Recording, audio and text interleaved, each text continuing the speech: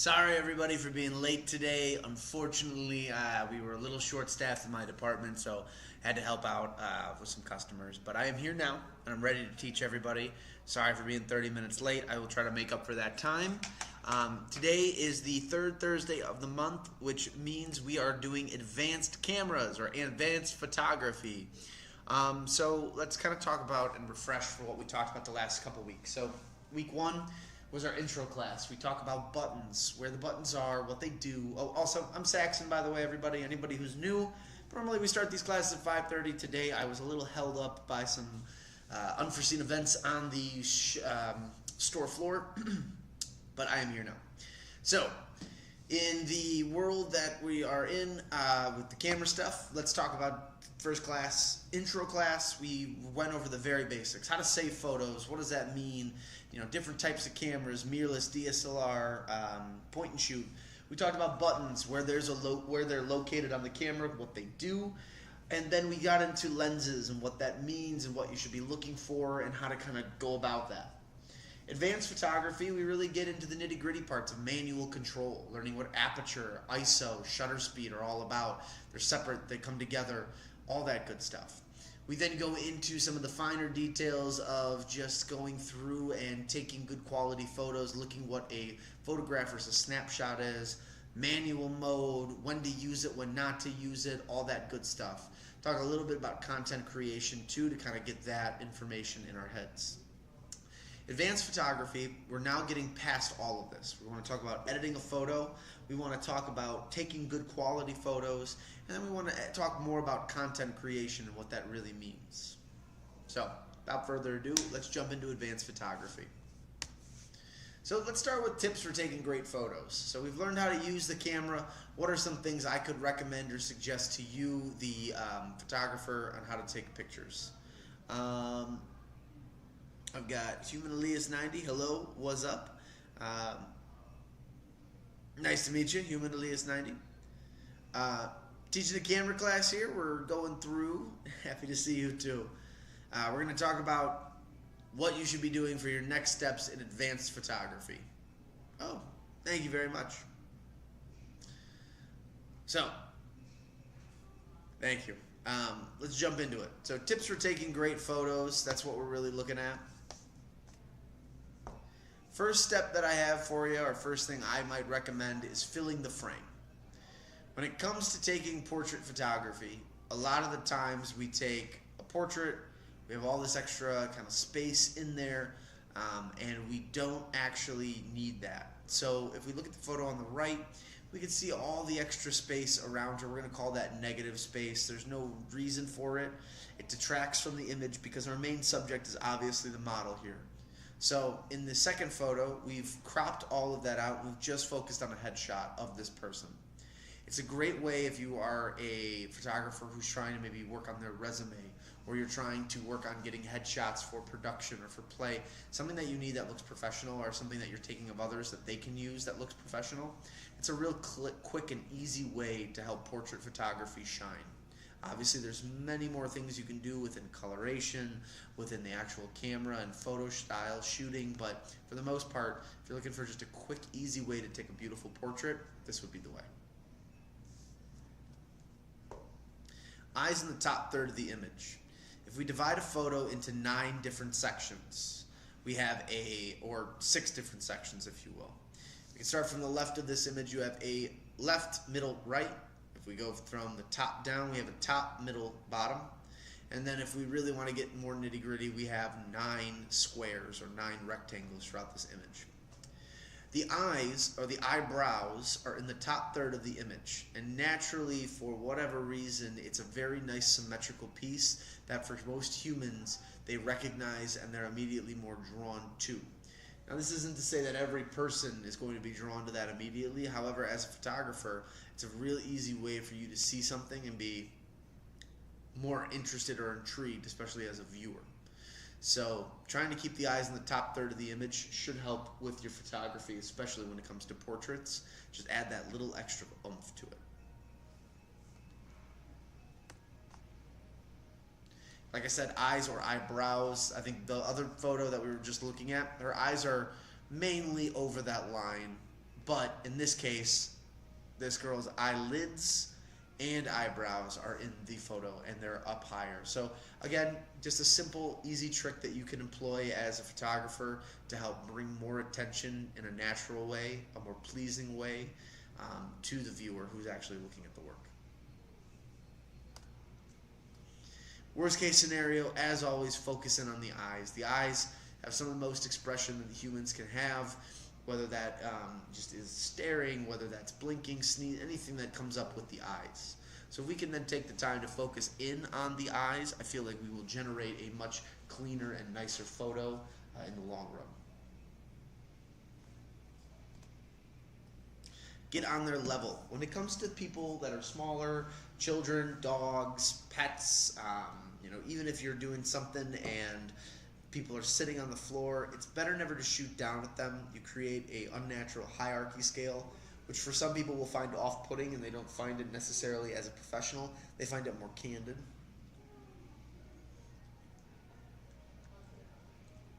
That being said, there really isn't anything wrong with this image. However, if it were me, and I'm the photographer, and I'm trying to establish myself in a much more professional and maybe,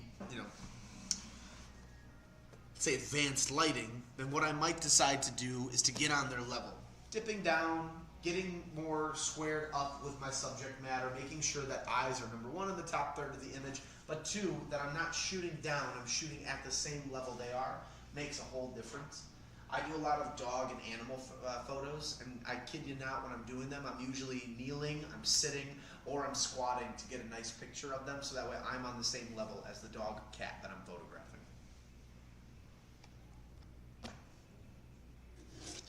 We talked about the rule of thirds a little bit, but I bring it here. I'll probably move this slide further up for future classes. But again, rule of thirds, top, middle, bottom, right, center, left, and then you have 4 interlocking circles, as well as then 9 squares going around. Those intersecting points are part of the rule of third, because if we can hit those, it makes it more interesting as a photo. Creates a sense of balance, scale, and just sensibility. You have the surfer guy on the right side of the image. The shadow that he's casting is perfectly hitting down below, and it just leads to a nice, beautiful photo. Makes a lot of sense, and it just looks really nice. The sun's coming on the back. You got a really nice even horizon line too, which looks really nice. Overall, pleasing, easy image, just looks great.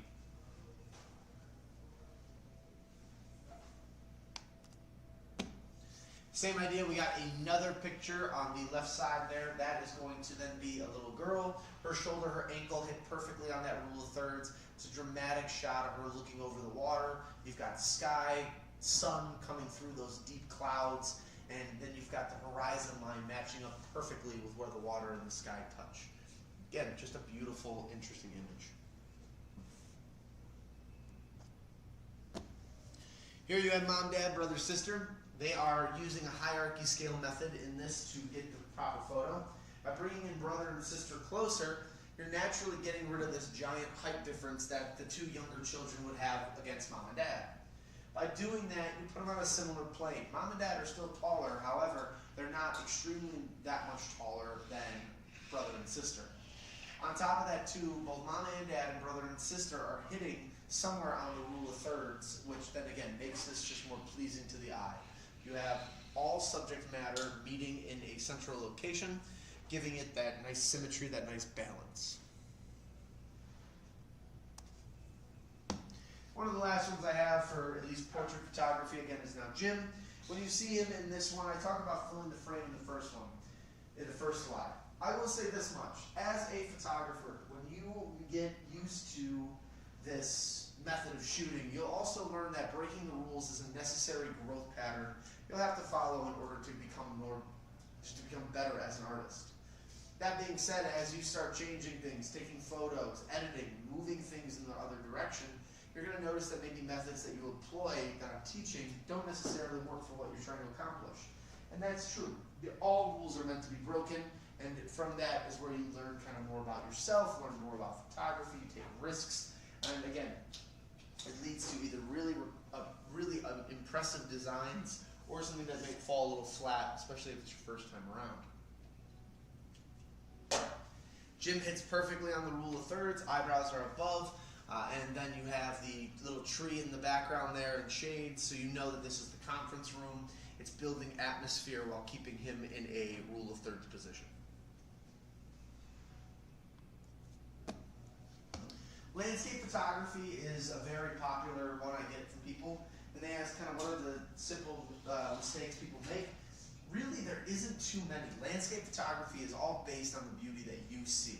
Sometimes it is just you climbing to the right spot while hiking with the family. Other times it's you just needing to snap pictures endlessly until you find one that just feels right. In this case, you've got a beautiful sunset or sunrise on some mountains behind the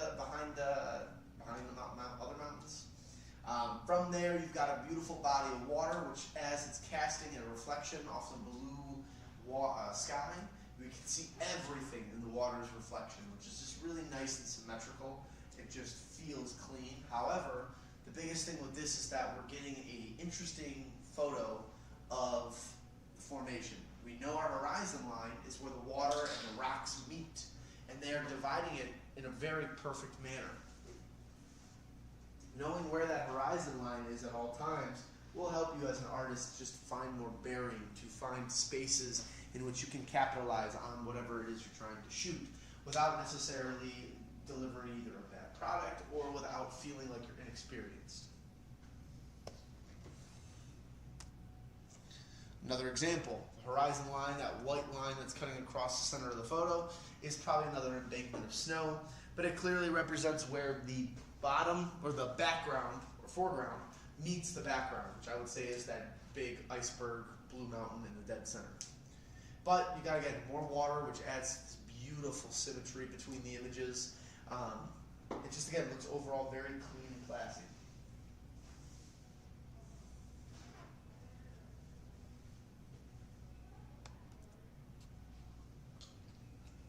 Symmetry and balance. When it comes to photography, a lot of the times having a balanced or symmetrical image is a very good and important thing to do. However, it doesn't always necessarily have to be that. You can just have a balanced image. By having a balanced image, what you're doing is you're making something more stimulating to your viewer. It's a very intentional decision. You didn't just happen to line up in the perfect dead center of this tree. If you did, great. Most people, not so much. However, they are lined up. They're taking the picture. Lightning is breaking through the background, hitting the ground. And overall, you have a very stimulating, easy, fun image that just looks very fun, very cool.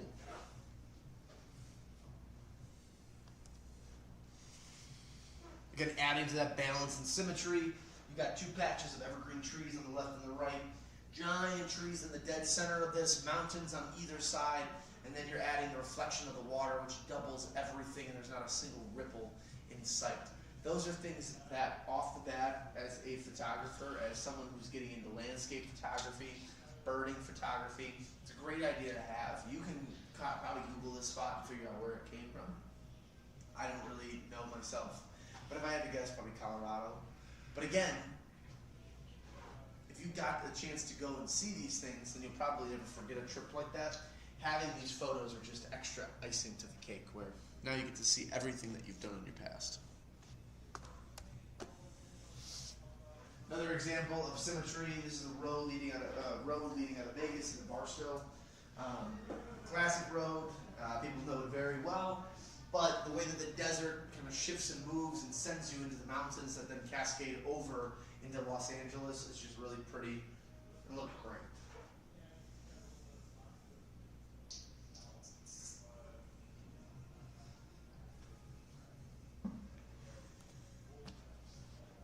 Quick, easy one.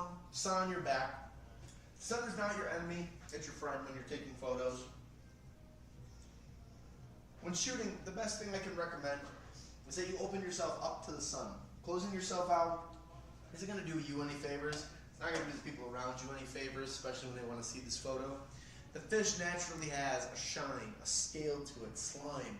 So by using that to reflect light back on himself, the person who's getting the fish as the before and the after, the bad, the worst photo, all because they were able to open themselves up and make the proper changes to let more light come into the physical photo.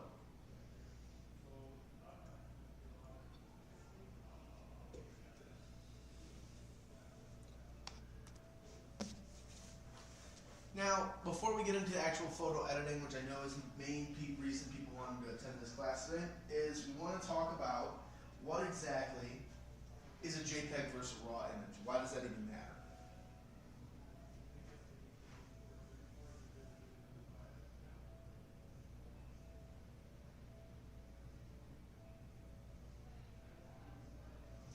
When we look at a RAW photo, it's unedited. It's a photo that comes out looking flat. However, though, a JPEG will be a more edited photo, and you can see that there is a nice little color variance from the RAW. However, we then look at the processed RAW, and that blows the JPEG out of the water. You can see how much nicer his skin complexion is, how much nicer the wrinkles of his shirt is, how that guitar shines as it's being used. There's a really cool way of going through and looking at this and seeing 3 different images, but then also being able to understand how this all works.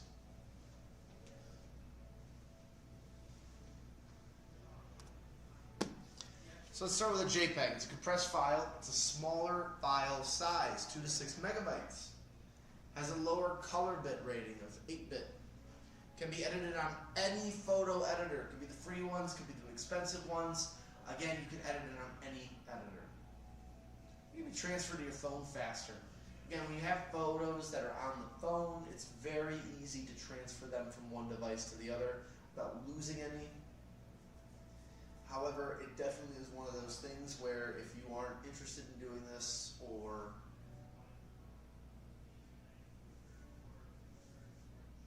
you're not looking to go through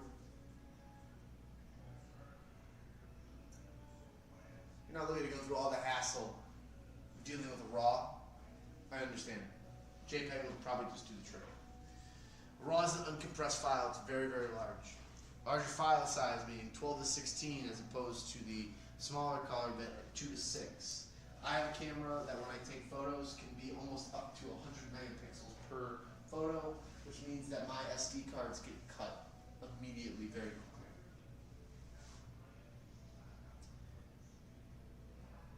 It can be edited as RAW on some platforms, softwares, but most likely must be converted into another file.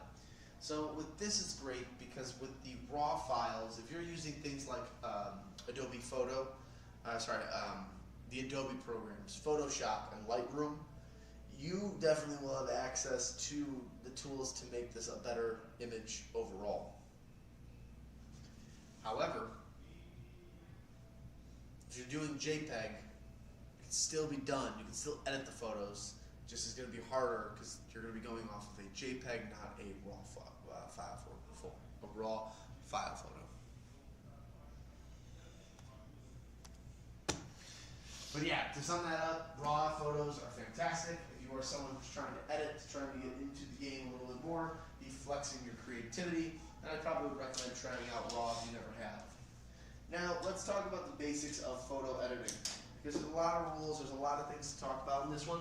And I'm going to paraphrase each one, kind of give you the rundown of it. From there, then, I will let you, conscious adults and people alike, watch this and understand kind of what the basics to shooting a great photo are.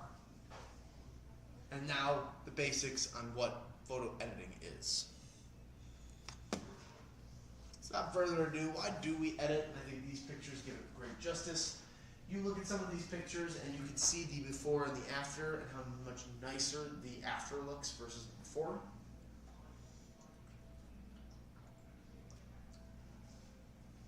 On the top left photo, we have the gentleman and his daughter wearing purple, and it's very bright. It shows up really nice. You've got the skyline next to it on the right side where it's just lighter, not as many dark spots.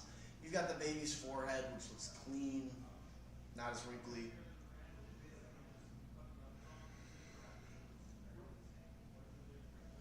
Then you have the girl.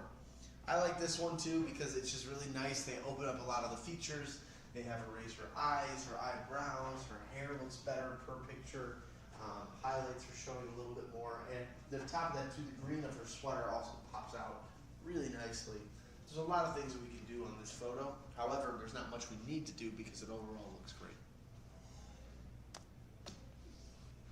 Here's some of the photo editors that I might recommend. Photoshop and InDesign, I know I've already plugged them once today. They're great products. They've been around the block forever.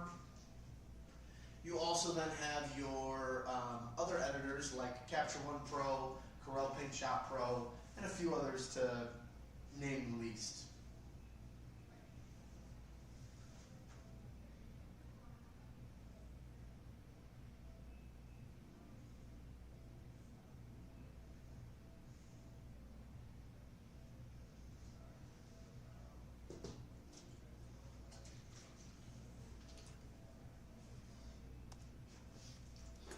So to edit photos, let's start at the very beginning. Step one, we're going to crop and clean your image. Start by straightening the alignment of a photo. After that, go through and make sure that you do not have excess negative or dead space. Spot cleaning should also occur at this time. Pretty straightforward, getting steps to make the photo look really great, make it pop.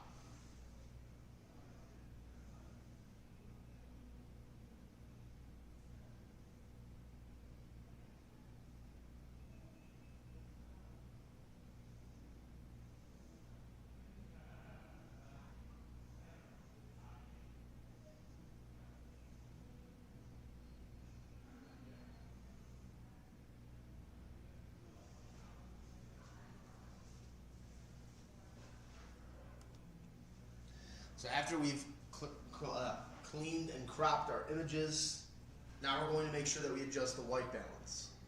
White balance doesn't refer to exposure, rather it refers to the color of your overall composition. You'll have less to play with when shooting in standard JPEG versus RAW. Some editors will have presets that you can control and change, others will have temperature and tint, and some have both. Again, depending on the program you use, are all a little bit different. But after we clean and crop the image, we should move into white balance and adjusting the white balance for what comes next. Exposure and contrast. Exposure plays on the brightness and the darkness of a photo. Beware of making a photo too bright because you can get a muted and muddled look to your photo. It's not a pretty look to it. It can just kind of come off as abrasive. Same thing with contrast. Plays with light and dark hue tones. Most contrast makes the image start with very dark and very light sections. Low contrast will make things look flat, washed out. Goes to aim for something in the middle. Of course, there's always exceptions to these rules. I say aim for the middle to keep it balanced, to keep that symmetry so it's easy for you to go back and make other adjustments on there.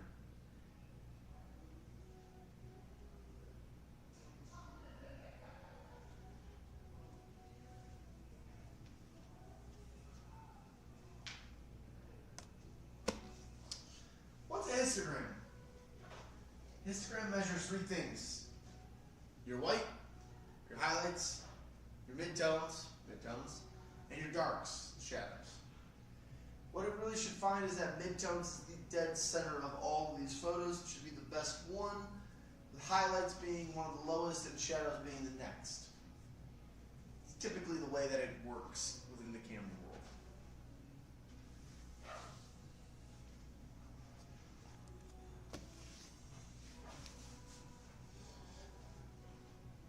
If we look at this, on the left side we can see an overexposed image, a properly exposed, and an overexposed image. Not hard to do.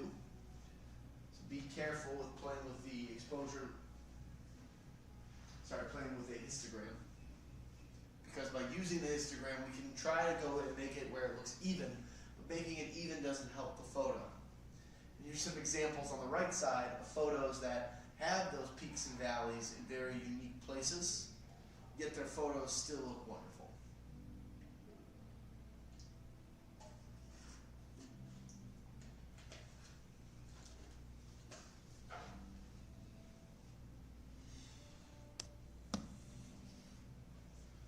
So color, vibrancy, and saturation. Vibrancy will increase or decrease the color intensity in brighter colors throughout your image.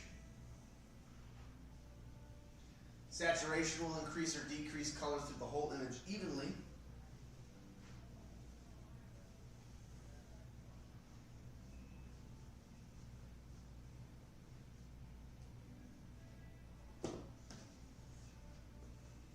It's important that we play with both of these. This is going to help our image pop back from the page after we muddled things and made things look kind of goofy. Again, color is going to be a huge aspect of this whole photo.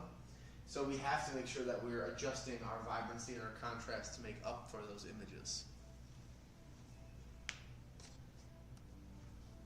And probably one of the last slides I have up for this.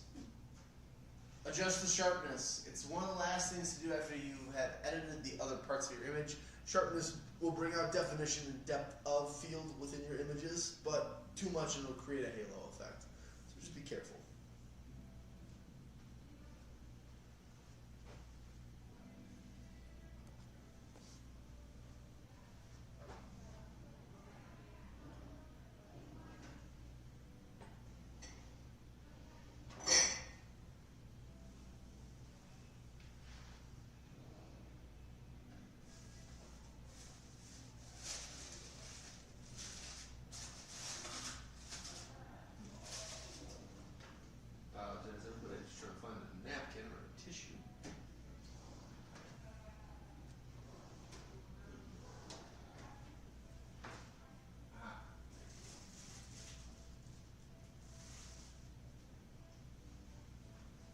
So we've gone through, we talked about editing photos, we've talked about some steps to take a great photo. Those are all great and dandy, but what really comes next? I love displaying or printing images. One of the biggest gifts this year has been the digital photo frames. That's what's on the right hand side. They're great gifts, they're great ways for you to then give all the images you've taken, vacations, family get-togethers, things that have maybe been existing on your phone or computer forever, and you yourself just don't get a chance to actually look through and get to see these.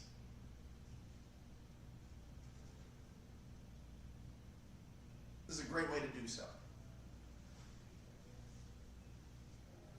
For those of you who like to print your images though, my recommendation is based on your camera. If you have a ASPC camera, crop sensor camera, point and shoot camera, and even a cell phone camera, you should not be printing anything larger than 10 by 12, meaning 4 by 6, 5 by 7, 6 by 8, 8 by 8, 5 by 10, 8 by 10, 12, 10 by 12. Those are fine. Print them if you have full frame cameras, print them if you have crop sensor.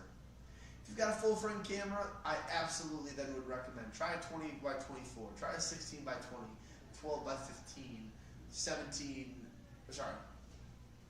11 by 14. You can do really anything you want as a photographer. However, I just recommend that you think a little bit about it before you start printing and going crazy, because if the image comes out pixelated and blurry, you're probably not going to want to frame that, put that up on display in your house. So base your print size on the camera that you own. When in doubt, buy a full frame. Videography. So we live in this beautiful age now where social media, videography, all those things are the most important parts of our whole daily lives. We enjoy the content creation that our favorite people are making. Some of us strive to be like them and create more information, more content, everything. Other people just are having fun with it. Some people are using it for business, other people are using it for pleasure. There's so many different things, but it's important to remember this. At the end of the day, we are making videos, and video has a certain language, much like all professions do. Pre-production, production, and post-production. Three terms you're going to hear. Pre-production are initial steps to begin making the project. This doesn't include if you're raising money or anything like that. This is you just sitting there saying, okay, we're going to sell, we're going to get this all set up for this part of the project, and that's going to be there. We're going to film in this location. The production is then taking that whole plan and putting it into action. Now you're actually going through and getting everything done so that way it looks its best. Post-production, putting it all together to make the final piece at the end. That's the final cut. That's the best looking part of the whole thing. And there's really no other way to describe it. It's just practice. It's just making a video better and better and getting used to the fact that some people just won't like what you make.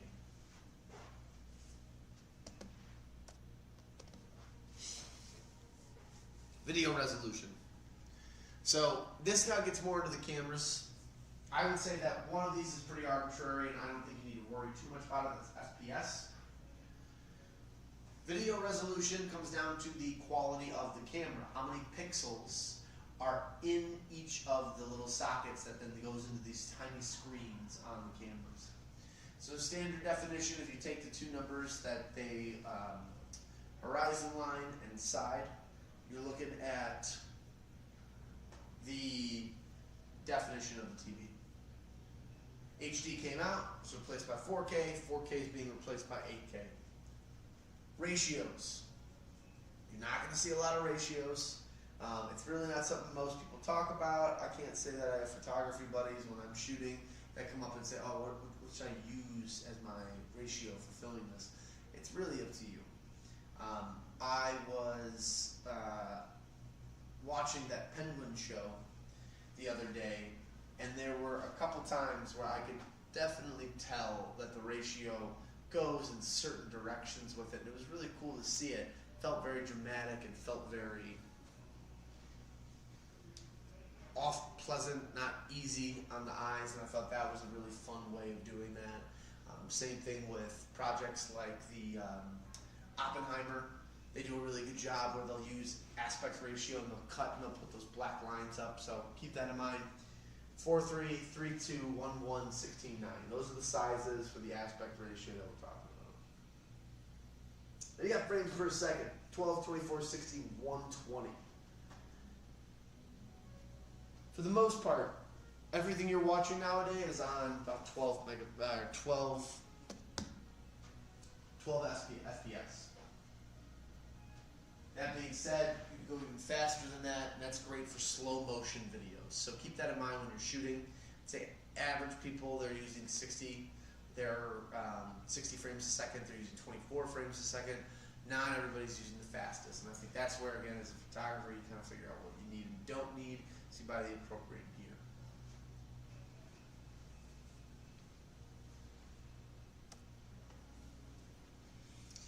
When filming and making any kind of content, you should be focusing on three things initially.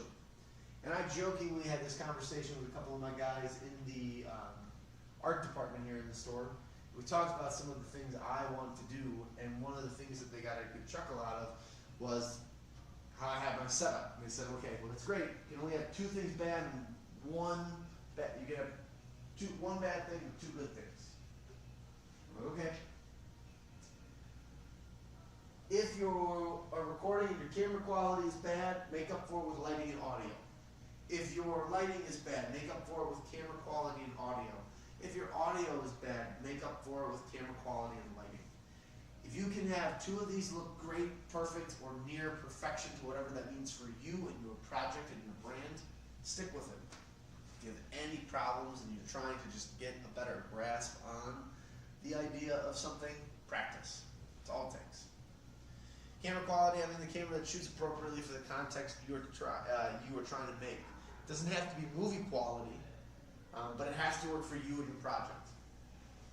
Lighting, choose a lighting method that works well for you. It doesn't always have to be the sunlight. Sunlight might not be a great option. Buy yourself a ring light, buy yourself small camera lights that you can position in certain parts. Bring that little energy with you.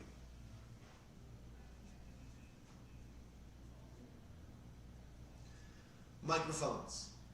Mics are going to be a touchy subject, but most people realize that their camera does not have good sound, much like TVs don't nowadays either. So when picking out a new TV, you're looking for something that either has decent audio, so you don't have to get one right away, or you're buying a TV and a soundbar. In the case of mics, you don't necessarily have bundle deals where, oh, I'll get this mic if I spend X, Y, Z. What you're really looking at is the fact that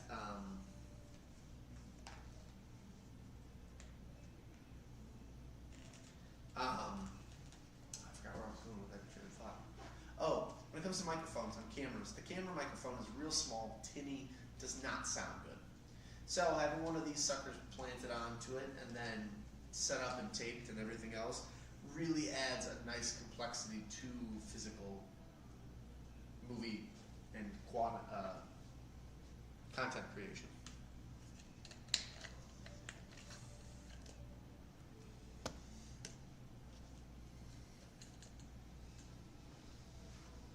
So this is an example of lighting that I really like. It's the key light method. You've got your key light, your backlight, your fill light. Key light lights your subject up. Backlight takes away that ugly background and foreground separation. And fill light cleans up the rest of the mess. Almost foolproof every time you try it. Definitely would recommend doing it in the studio though.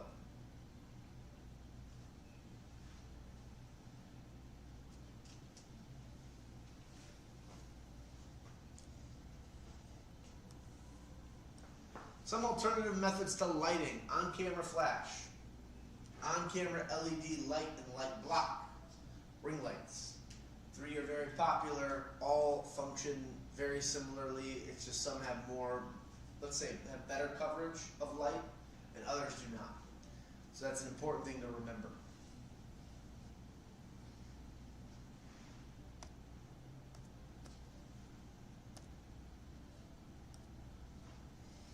All right, examples of mics. So again, I talked about a couple different things, but let's really break them down.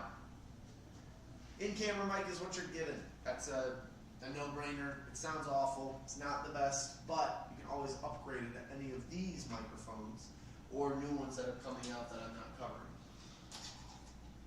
For example, you can get an on-camera microphone, which picks up omnidirectional information. So instead of just traveling from one source to the other, and them saying something as they're holding out their hearing aid or megaphone so that you can yell to them from across the area, it's not necessarily the best audio when it comes to the microphone. So what I usually recommend in that case is to get an on-camera mic. Great, easy, snaps on, very cheap for the low end, and you can get more fancy with it if you prefer, but you don't have to. Wireless mics are becoming more and more popular. Those are fun. Boom mics, you won't see them a lot, but some people will have them. And lab mics, same idea. I have only had 1 or 2 in my entire life. They're fantastic for what I was trying to accomplish. However, I had to give it back at the end of the day, and so I didn't get to keep it, but very cool product.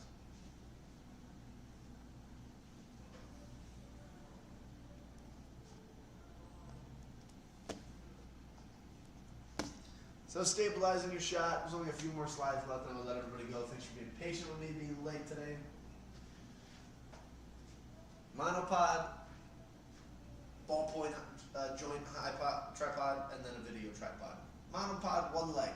Doesn't move around. You plant it, take the picture, keep moving it. Basically, it's a giant walking stick.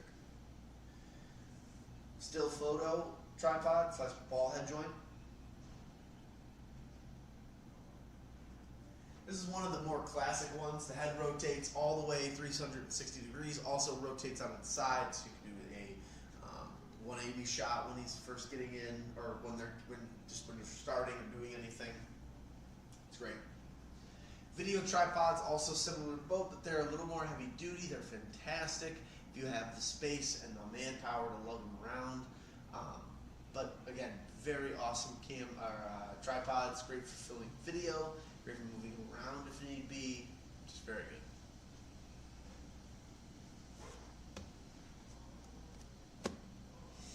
Gimbals, this is a weird one to me. I don't think gimbals are all that necessary. However, a lot of people really swear by them.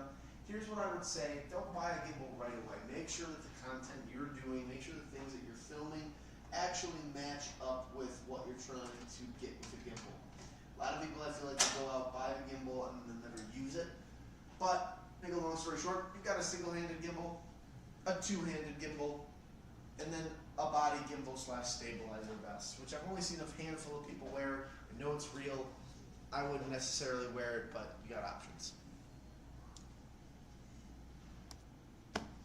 That's all I have for you. I apologize deeply for being late. I kept this class as quick as I could, and I do apologize and appreciate your patience with waiting for downstairs. So thanks everybody. I'm going to stay on the line for at least another 5-ish minutes. I'm just going to sit down. If you have any questions at this time, this is when you should ask. If you don't, you'd rather ask me in person or give me an email. I always respond to my emails pretty frequently, so just email me. That'd be the easiest. So, all right, I'm going to sit down and relax for a second. You guys, any questions, feel free to ask.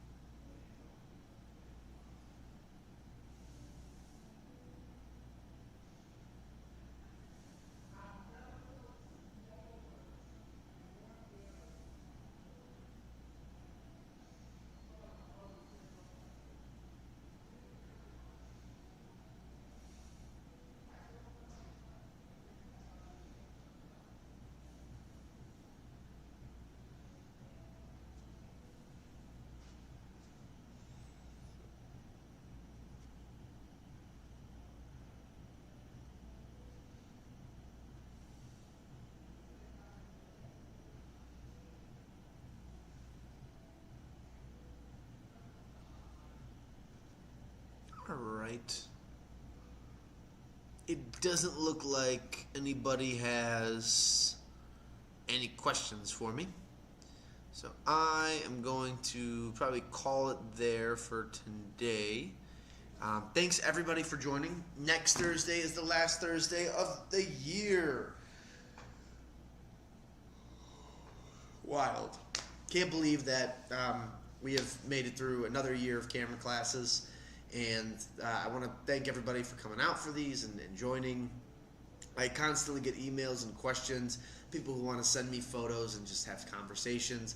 And I get people who come in all the time and purchase camera gear and look at it, and they're very excited. So anything I can do to help you throughout your photo journey in the next year, I'm always more than willing to help in any way, shape, or form that I can. You can always email me questions, call me if you'd like, whatever's easier. I usually check emails very frequently and answer calls when I can on the floor. If not, I call you back before the end of the day. But again, thank everybody. Appreciate you sticking around for this last year. One more class to go. That is this upcoming Thursday. It is the last Thursday of the month and is the last Thursday of the year. So next Thursday is the 26th. We will be doing our advanced photography or beyond the traditional photography, I should say, where we'll talk about everything from drones, GoPros, action cameras, and the like. So thanks everybody for coming out. Thanks for watching. As always, I'm your host, Saxon, and I will be here next Thursday at 5:30 on time.